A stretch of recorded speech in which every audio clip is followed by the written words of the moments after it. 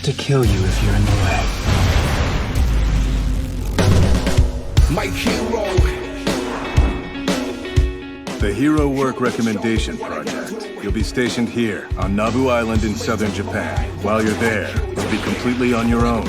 No teachers to help you or pros to back you up. This isn't an internship or a work study. We're talking about the real thing. And I'm sure we can continue to count on you. I'm on the way!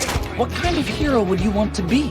I'd want to be a super strong one who could beat up villains. Oh, come on. There aren't any villains on this island. Playtime is over. I finally found it. Our dream will become a reality. The new world that we fought to build. I can almost see it. The strong will lord over the weak in my utopia. Power will be the only factor that matters. One for all.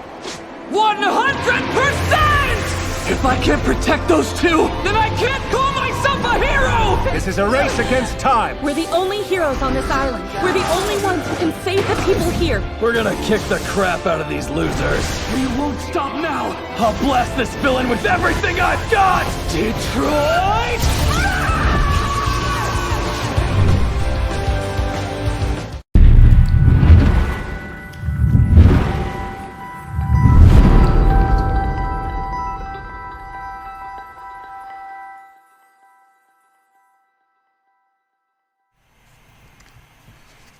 Wow, that's literally all I can say. Like, just wow. And then before I even introduce the video, if you read the title, you know what I'm about to discuss. But absolutely just wow. I still have goosebumps. And as credible as this was, this is going to be a hard review because I do not know if I can get the words out. Because my God, was this amazing. It was absolutely amazing. First off, thank you so much from the good people at Funimation for allowing me the opportunity to be able to review this movie early. But the feels for this movie, which is just absolute nuts. And even after watching, first let's bring the movie. Let's start this right. So I just got to watch My Hero Academia, the second featured film, Heroes Rising. This comes after the first one, which was Two Heroes, which is just amazing. And one of my favorite scenes in anime, period, was in that movie with the Double Detroit Smash with Deku and All Might. And I guess I didn't even think about the ramifications of if that happened in the first movie, what could possibly happen in this movie that could just top that, and just absolute wow. So, whew. Okay. February 26th, this movie is released. You can get your tickets now. You can get either the sub or dub version. I just watched the dub version. I will be going to see the sub version in theaters. As I'm seeing the dub version because I wanted to really get to see the American voice actors work in this movie, and they kill it. Everyone absolutely knocks it out. Clifford Chapin, who voices Bakugo, he kills this unlike no other. Matter of fact, Bakugo himself, the character, absolutely insane. Just, oh my God. But Clifford work in this movie is he really took his skill to the next level. From the versatility, the range, the emotion, just everything was just absolute crazy. Also, I have to give credit to the villain, Nine, who was voiced by Johnny Young Bosch. If this guy isn't on your top 5 best voice actors list, I don't know what to tell you. I don't. I really do not. I really do not. And I have to also give a shout out to Josh Greeley, who does Tokuyami. Again, taking it to the next level in this movie. The voice actor work, the English voice acting cast for this movie, I am telling you, everyone was looking to swing it out the park. And they did. grand slams, home run for everybody. It was a home run derby at this rate because everyone brought their A game. So look, we're in season 4 of My Hero Academia, which has already been nuts. And this movie dropping in February is just perfect timing. So it has been out in Japan since December and is actually doing really good in box office now. Just went over its domestic total as of today from the first movie. So it's doing really, really good. And it still has to open up in American theaters, which should just ultimately put it just way over the mark of the first movie, which is great because that means more money, more movies. So I'm loving that. But this movie, let me read the official synopsis for you guys real quick. The #1 hero anime is back in theaters for a battle beyond anything fans have ever seen. And God, is that a true statement, unlike anything else. Class 1A visits Nabu Island where they finally get a chance to do some hero work, which is absolutely exciting because, yes, finally, the place is so peaceful it's more like a vacation until they're attacked by a villain with an unfathomable quirk. His power is eerily familiar and it looks like Shigeroki had a hand in the plan. I see what they did there. But with All Might retired and citizens' lives on the line, there's no time for questions. Deku and his friends are the next generation of heroes, and they are the island's only hope. So I am going to just reiterate this just a little bit. So yes, they are on the island. They have no supervision, and basically them being on the island is pretty much a UA hero project, where they're basically being put on the island as a form of like a test to see how they respond in a situation or island or location that really doesn't have much crime, but how they are able to fully be heroes and how they just adopt to the lifestyle, respond to things, and so forth. So it's cool. They're all excited. They finally get to do hero work, and they're off the rails.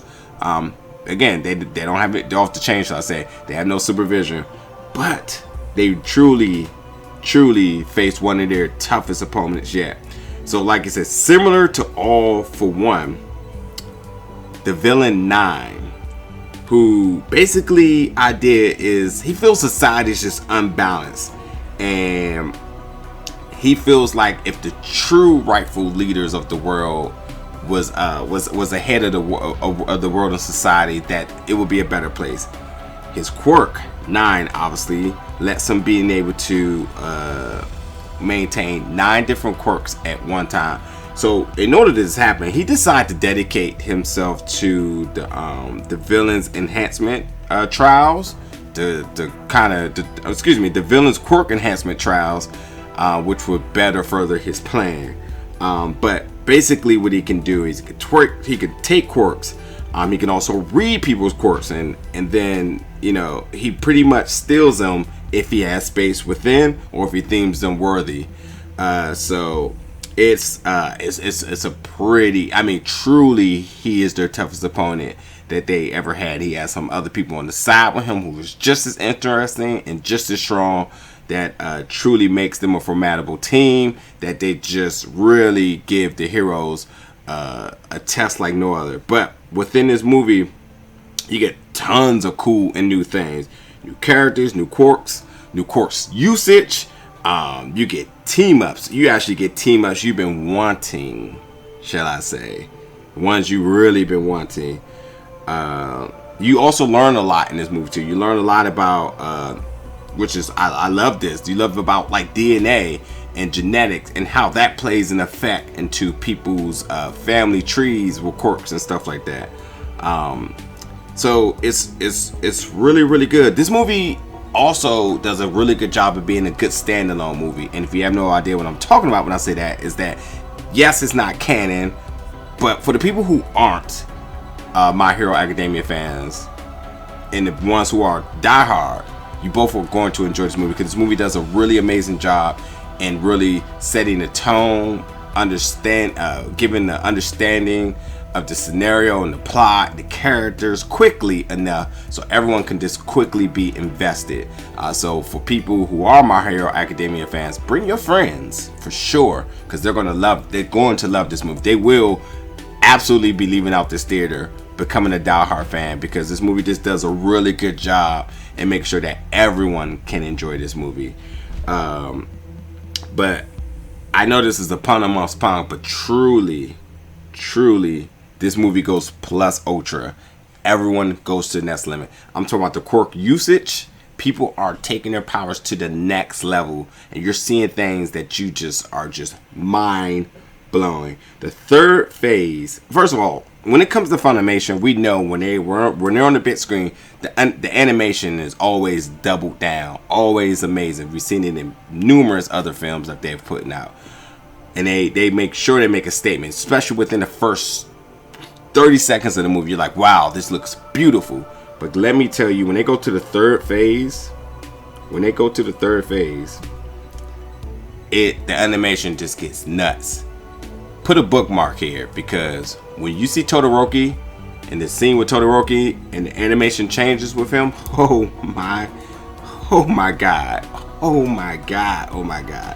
And I'm not even at the final fight scene, which is just amazing. When the theme song for the final fight scene hits, I believe the theme song is called No Other Choice or Way. Actually, I looked in the credits and I didn't see it, so I know I'm getting the score, because the score of the entire movie and the soundtrack is just amazing. But when this final theme song hit, it's a woman singing it with a really soft voice, and it's just all the emotions hit you. And when you get the monologue and they read a way to protect the kid, a way to victory, there's no other choice, and then the theme song hits, it is so hard not to lose it. I'm not even getting the emotions now thinking about it, because it's just, oh my god. This movie, I loved it so much. You guys are going to love this movie. It is literally one of my favorite anime movies ever. It's just that good. You will absolutely love it, and I cannot wait for you guys to see it. I really can't. God, it just was this. Like I said, this was tough. I had to make sure I maintained as much spoilers as I can. But just please, whatever you do, get your tickets, because you don't want to miss this. You do not want to miss this. It was just that good. But until then, guys, I catch you on the other side. Stay tuned, because there's more stuff coming from My Hero Academia coming from my channel. So keep it locked.